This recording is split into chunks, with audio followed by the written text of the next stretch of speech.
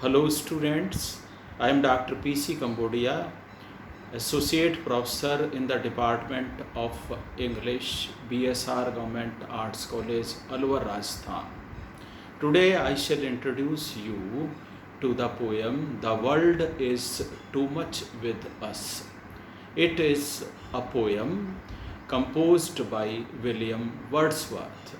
This poem has been composed in romantic trend of poetry. So before coming to the poem, we shall be noticing what romantic trend of poetry is. Romantic trend of poetry begins with the beginning of the 19th century when Wordsworth composed the Prelude, and it was published in 1805 in Selincourt edition. Then people came to know that this kind of poetry kept nature at the focal point. The other poets who were there with William Wordsworth were Shelley, Coleridge, Keats, Wordsworth, and Byron. All these poets sang about the beauties of nature and how much they loved nature. Say, for example, Wordsworth lived in the Lake District of England. There he saw the fountains, cracks, beautiful sights of the lakes. And then he was inspired by such beauties, and then he kept on jumping into the rivers and then came out of those rivers, basked in the bright sunlight, and climbed up the branches of the trees and swing them to and fro. This way he had sensual pleasure.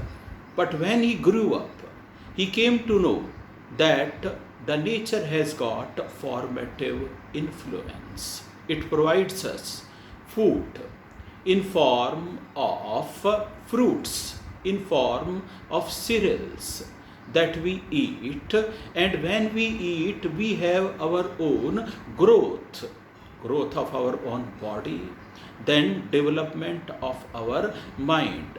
So nature forms our body, nature forms our mental strength, and when Wordsworth grew further in age, he came to know that nature has got some divinity. It has got its own religion. It teaches us. Say, for example, the morning sun, the setting sun, and the other spirits that live in nature, all of them provides us morality. This way, the attitude of nature for Wordsworth kept on changing. This kind of romantic poetry has got another characteristics, say for example, loving past in comparison to the present time. They have the escapist attitude because they feel that there is a pressure of competition all around, and they are fed up with the fever and the fret of life. Since they are fed up, so they want to go to some other place, may it be some another planet. But this does not mean that they want to finish their life. No, not at all. And thereafter they sang about their own suffering. Time and again they refer to the first person I. Say, for example, another poet, Shelley, says, I fall upon the thorns of life, I bleed. So they were singing about their pain, suffering, ill fate, and the maddening competition. Then Wordsworth is the leading poet in this romantic type of poetry. Then Sir Walter Pater says that addition of strangeness to beauty is a romantic quality. And this type of romantic poetry has nothing to do with sensuality, or I should say the skin deep love or attraction. Now we come to the poem, The World is Too Much with Us. This poem is a sonnet. Then we come to know that it is a sonnet of Petrarchan type or Miltonic type. This type of sonnet has got an octave of 8 lines and then sestet of 6 lines. The rhyming scheme of octave is A, B, B, A, B, B, A, and the rhyming scheme of sestet is C, D, D, C, C, D.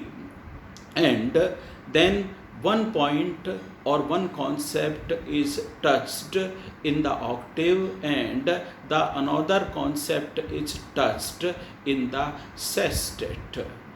Earlier it was followed by Petrarch, the Italian poet, and later on it was followed by the English poet John Milton. And now William Wordsworth follows the same trend to compose The World is Too Much with Us. In the very beginning of this sonnet, Wordsworth draws our attention to our negligence of nature. Nature is beautiful. It spreads all around.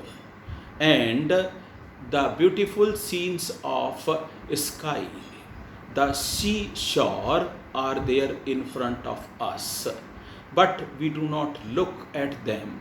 We are closed within and we are closed to the world outside. We do not have an interaction to the world of nature. Pleasant life is there, winds are there, the natural music is there. But who cares for such music? Who cares for such pleasant, cool air full of scent? He says that most of the time we are busy earning and spending. We take into consideration how much of wealth we have earned and how much we have spent, what is our saving, and this way the entire life is wasted. Then he comes to the sestet of the poem, and then he says that he would like to be a non-Christian. He would like to be a pagan. He would like to believe in pantheism, because there the gods and goddesses they live. He will worship nature. He will try to pay attention to nature, and he requests us that we should also have some time in order to pay attention to nature, to take care of nature. Nature provides us a lot of food and the sources of entertainment.